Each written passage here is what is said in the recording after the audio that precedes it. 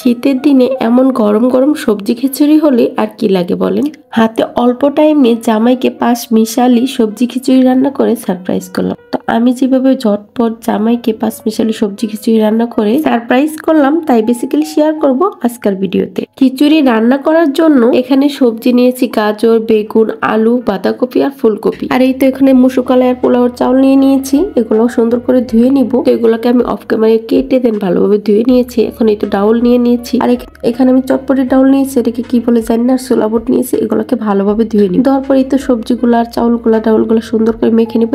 এর জন্য দুটো টমেটো কেটে নিয়েছি আর পেঁয়াজ কুচি, মরিচ কুচি দিয়ে হলুদের গুঁড়ো, মরিচের গুঁড়ো, লবণ, পরিমাণ মতো সয়াবিন তেল আর একটু সরিষার তেল দিয়ে দিলাম। তাহলে না ফ্লেভারটা অনেক সুন্দর আসে আর খেতেও অনেক বেশি মজা হয়। আদা, রসুন, পেঁয়াজ, জিরা আর একটু গরম মশলা বাটা দিয়ে দিয়েছি। এগুলা দিয়ে ভালোভাবে হাতে মেখে নিব। হাতে মাখার সময় তো আমার মনে হচ্ছিল যে খেয়ে ফেলি। সব উপকরণ দিয়ে হাতে মাখার সময় অনেক সুন্দর একটা স্মেল আসে। গাইস ট্রাস্ট মি, তখন মন চাই যে খেয়ে ফেলি। তো এইভাবে মেখে একদিন খেয়ে দেখবেন যারা খান নাই, তাহলেই বুঝতে পারবেন। তো যাই হোক, এখন এগুলোর ভিতরে ঢেলে দিলাম একটা পাতিলে। তো পাতিলের ভিতরে আগে থেকে কয়েকটা ফোড়ন আর তেজপাতা দিয়ে একটু করে নিয়েছিলাম আর কি, মানে আগে থেকে গরম করে নিয়েছিলাম। তো এর ভিতরে এখন এগুলো সবগুলো উপকরণ ঢেলে দিলাম। ঢেলে কিছুক্ষণ ভেজে নিবো, ভাজবো না ঠিক, কষিয়ে নিবো আর কি একটু পানি দিয়ে। তো যাই হোক, এগুলো দেওয়ার পর মনে হলো চাউলটা অনেক বেশি হয়ে গেছে। আসলে বেসিক্যালি চাউলটা বেশি হওয়ার কারণ হলো পটটা আজকে খুঁজে পাইনি চাউলে, যার কারণে অন্য একটা পট দিয়ে মানে আনুমানিক মেপে দিছিলাম। যার কারণে এই যে ফল কেয়ার করার সবজি ডাউল সবকিছু মিলাই না একদম বেশি হয়ে গেছে। তো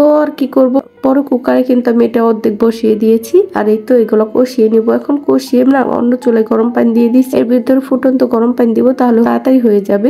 যেহেতু আজকে অনেক লেট করে ফেলছি দুপুরে রান্নাটা। আগে থেকে প্ল্যান করছিলাম খিচুড়ি খাবো, মানে সবজি খিচুড়ি, সবজি দেখে খিচুড়ি খেতে এত মন চাচ্ছিল। এর জন্য কিন্তু আমি মাংস অ্যাড করি নাই, খিচুড়ি রান্না করবো, শুধু সবজি খিচুড়িটাই খাবো এর জন্য। তো যাই হোক, এর জন্য একটু দেখেন নাড়াচাড়া দিয়ে দিচ্ছি আর একটু গরম পানিটা অ্যাড করে দিলাম। আর গাইস দেখেন কি একটা অঘটন ঘটতে যাচ্ছিল। এই তো টোমাতে কিন্তু ধরে গেছিল, মানে কি বলতে চাচ্ছি আপনারা আই থিঙ্ক বুঝতে পারছেন। তো একটু জন্য বেঁচে গেলাম। তো যাই হোক, এখন খিচুড়িতে পরিমাণ মতন গরম পানি অ্যাড করে দিলাম। আর খিচুড়িটাকে কিন্তু আমি অনবরত অফ ক্যামেরায় নাড়াচাড়া দিয়ে দিছি, মানে একটু পরপর নেড়ে দিছি, না হলে দেখা যাবে নিচে লেগে যাবে। আর কিছুক্ষণ রান্না করবো একদম জালটাকে মিডিয়াম টু লো আঁচে রেখে। আর এই তো বেশি করে ধনেপাতা দিয়ে দিচ্ছি, যেহেতু হয়ে গেছে প্রায়। হওয়ার আগে ধনেপাতাটা দিলে ফ্লেভারটা জাস্ট ওয়াও, মানে এত বেশি সুন্দর একটা স্মেল আসে। তবে খিচুড়িটা কিন্তু অনেক বেশি মজা হয়েছিল। আমার মেয়েরা তো একদম পেট ভরে খাইছে, অনেক পছন্দ করছে, যেহেতু সবজি খিচুড়ি। আর শীতের দিনে এরকম সবজি খিচুড়ি কিন্তু খেতে ভালোই লাগে। তো যাই হোক, যারা যারা না খাইছেন বা নতুন আছেন তারা কিন্তু অবশ্যই একবার হলেও এইভাবে রান্না করে খেয়ে দেখবেন। আর শীতের দিনে তো বিভিন্ন ধরনের সবজি দিয়ে খিচুড়ি খাওয়ার মজাই আলাদা। তো আমি এখানে মাংস অ্যাড করিনি, জাস্ট সবজি খিচুড়ি খেতে মন চাইছে, তো এই তো চটপট রান্না করে নিলাম। আর এই তো একটা বাটিতে উঠিয়ে নিচ্ছি, তো মেয়েদেরকে খাওয়াবো